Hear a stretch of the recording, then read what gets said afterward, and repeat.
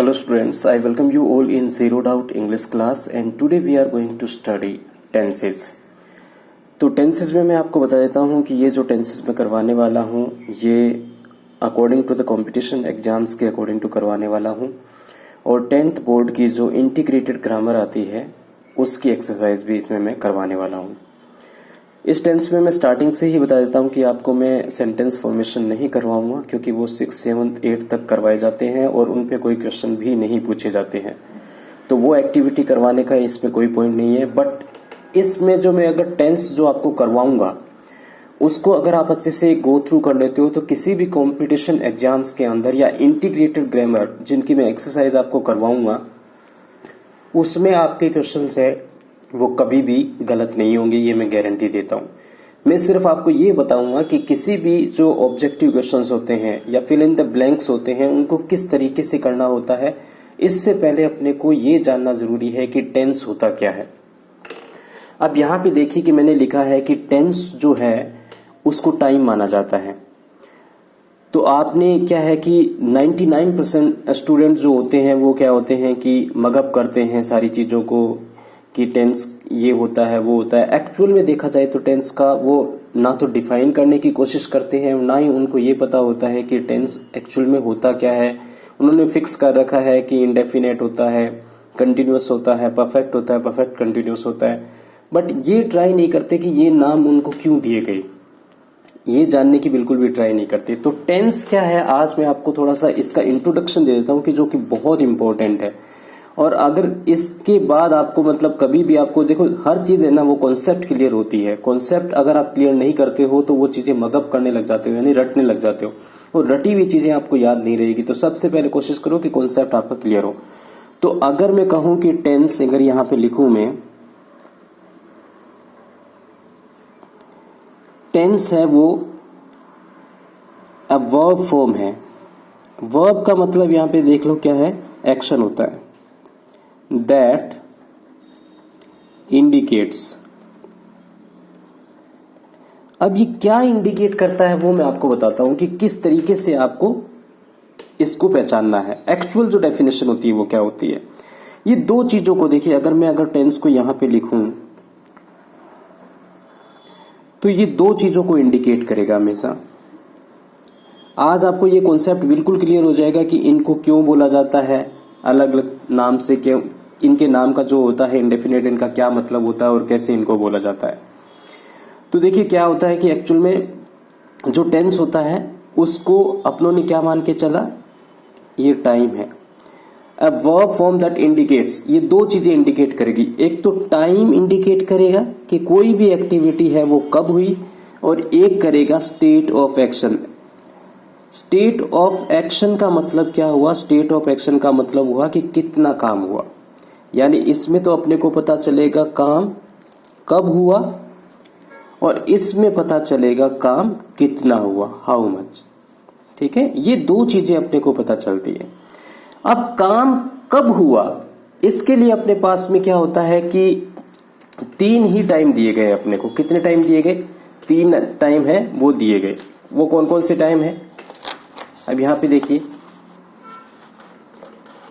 अपने को जो टाइम दिया गया वो दिया गया प्रेजेंट जो कि अभी चल रहा है, फिर दिया गया पास्ट जो कि बीत चुका है, और फिर अपने को पता चला फ्यूचर जो कि आने वाला है। यानी ये 3 टाइम होते हैं। यहां पे अपने को इतना ही पता चलेगा कि एक्टिविटी या तो प्रेजेंट में हुई या पास्ट में हुई या फ्यूचर में हुई। ये तो अपने को टाइम पता चल जाएगा टेंस के अंदर। अब अपने को ये पता चलेगा कि कितना काम हुआ। इसके बेसिस पे भी हर टेंस के पार्ट को नाम दिया गया। हर टेंस के पार्ट को मतलब 4-4 पार्ट रखे गए कि, और वो 4 पार्ट क्या बताएंगे अपने को, ये बताएंगे कि किसी भी टाइम पे काम कितना हुआ। तो आपने सुना होगा, मैं एक का एग्जाम्पल लेके बताता हूं आपको ताकि आपको सारे समझ में आ जाएंगे, क्योंकि चारों की नेम है वो सेम है। ठीक है, तो मैं स्टेट ऑफ एक्शन के लिए आप क्या करता हूं कि जैसे एक को नाम दिया इंडेफिनेट, तो मैंने लिखा यहां पे इनडेफिनेट। इनडेफिनेट का क्या मतलब होता है, इनडेफिनेट का मतलब होता है अनिश्चित। अगर हिंदी में इसको बात करो तो इसका मतलब क्या होता है, अनिश्चित। यानी इसमें अपने को ये पता चलेगा कि इसमें जो काम है वो कितना हुआ है बिल्कुल भी पता नहीं चलता।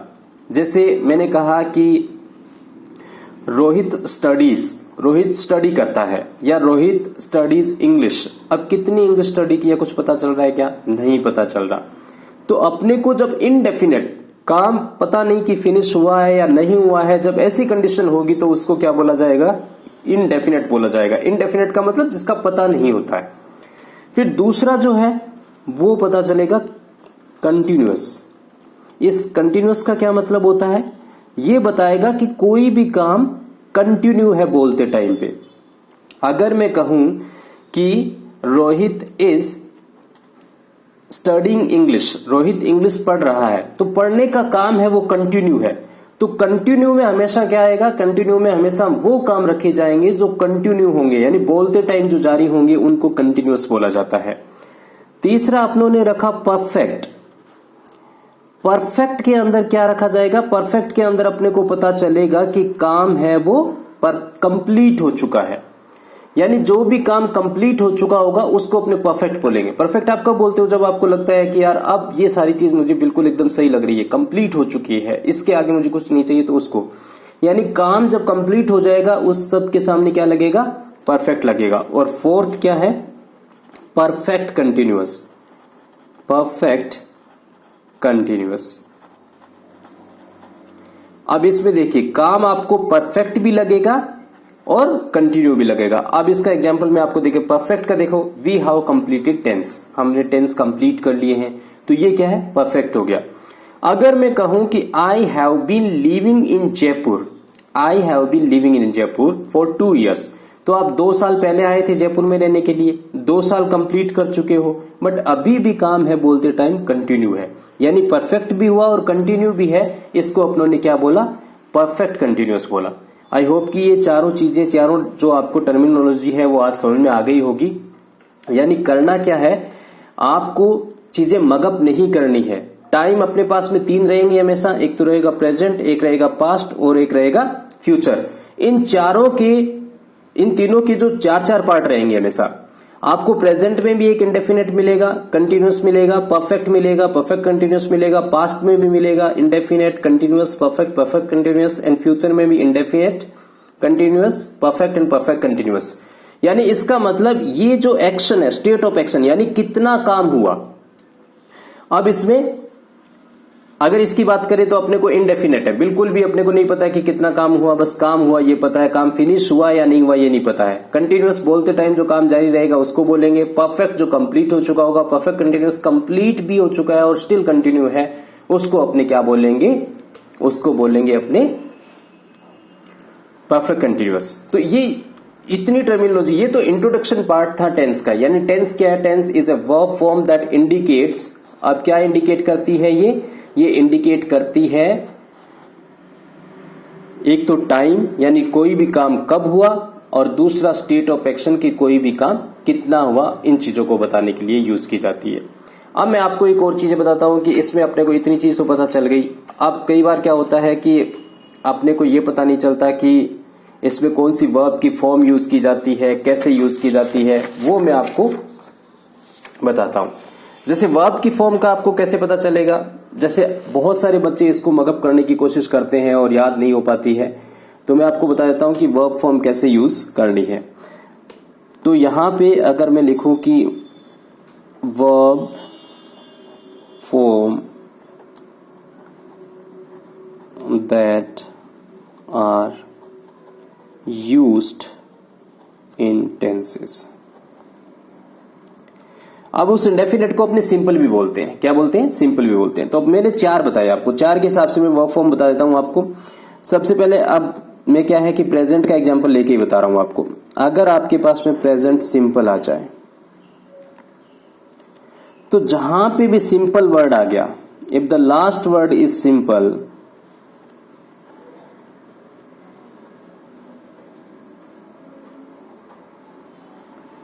तो आपको क्या करना है? आपको V1 यूज करना है। एक एक्सेप्शन है वो मैं आपको बता दूंगा। वर्ब की फर्स्ट फॉर्म या बेस फॉर्म भी बोलते हैं इसको। क्या बोलते हैं? वर्ब की फर्स्ट फॉर्म या बेस फॉर्म। तो ये आपको क्या है? यूज करनी है। हमेशा वर्ब की कौन सी फॉर्म यूज करनी है आपको, जहां पे भी सिंपल आ जाए लास्ट का वर्ड। ये देखिए लास्ट का वर्ड यहाँ पे क्या है, सिंपल है, तो वर्ब की कौन सी फॉर्म यूज करोगे, बेस फॉर्म यूज करोगे। अगर लास्ट का वर्ड कंटिन्यूअस आ जाए, प्रेजेंट कंटिन्यूअस, तो अब देखिए if the last word is continuous,